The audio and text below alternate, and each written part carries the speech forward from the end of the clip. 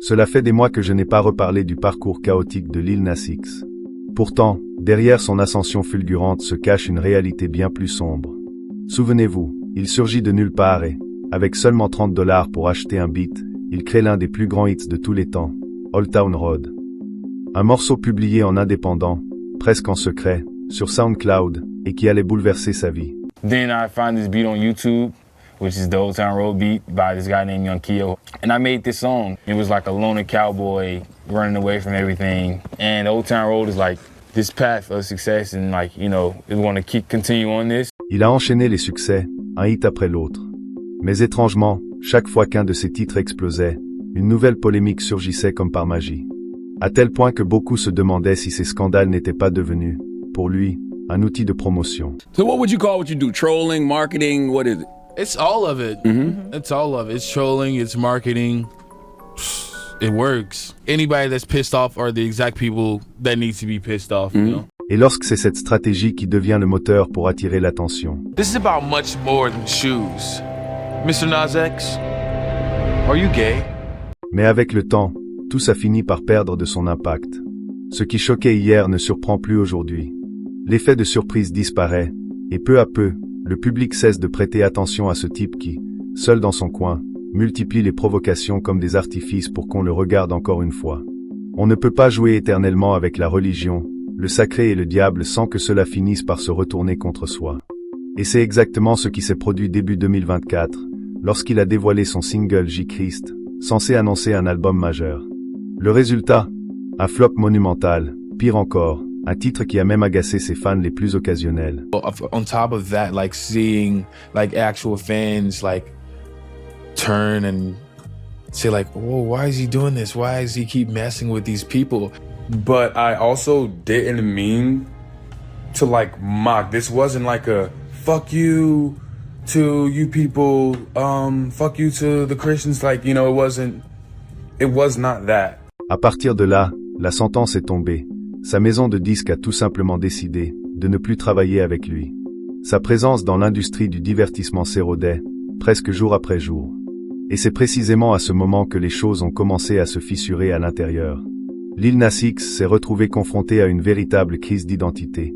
Son estime de soi semblait entièrement dépendre de sa célébrité et de l'influence qu'il exerçait en ligne. You know, bleep it out with my haters. I'm gonna have fun. I'm gonna do me. I'm gonna go outside. I deserve to be out here. I deserve the right to exist. Connected with something higher, and I felt like I was just having fun, and I want to get back to that, and not just like, oh, I'm gonna teach my haters a lesson. Après avoir passé des heures à revoir ses interviews, à différents moments de sa carrière, une chose m'a frappé. Lil Nas X semblait s'être enlisé dans des comportements, disons, de plus en plus douteux. À la fin de 2023, il donnait même parfois l'impression d'être complètement à la dérive. Et quand on ajoute à cela le fait qu'il n'arrivait plus à créer le moindre buzz, ni avec ses mèmes, ni avec ses trolls légendaires, quelque chose s'est cassé. Tout ce qui faisait sa force au début ne fonctionnait plus. Début 2024, il a sorti un EP en 2 parties, juste avant Dream Boy, censé préparer le terrain pour son nouvel album. Et honnêtement, il y avait de bons morceaux. Mais le public n'a pas suivi. C'était un flop de plus. On voyait aussi clairement que sa maison de disques avait réduit les budgets. Les clips étaient moins ambitieux, moins travaillés. Et après cela, Lil Nas X a tout simplement abandonné la promotion de Dream Boy. Puis, du jour au lendemain, il a disparu des réseaux sociaux. Une disparition totale, qui a laissé même ses fans les plus fidèles dans l'incompréhension. Hey guys, don't look at my furniture-less house, but I want to say, because I don't want you guys to feel like I'm being flaky and very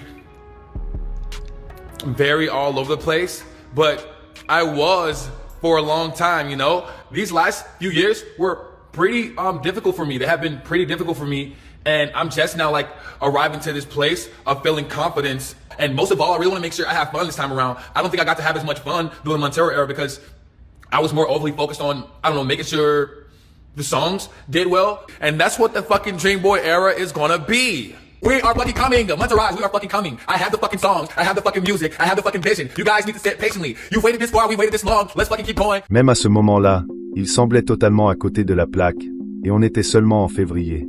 2 mois plus tard, en avril, la situation s'est aggravée. Il a perdu le contrôle de la moitié de son visage. Un incident sérieux, qui l'a conduit directement à l'hôpital. This is me doing a full smile right now, by the way. It's like, It's like, what the fuck? Bro, I can't even laugh right, bro. What the fuck? Et puis, ces derniers jours, tout a basculé.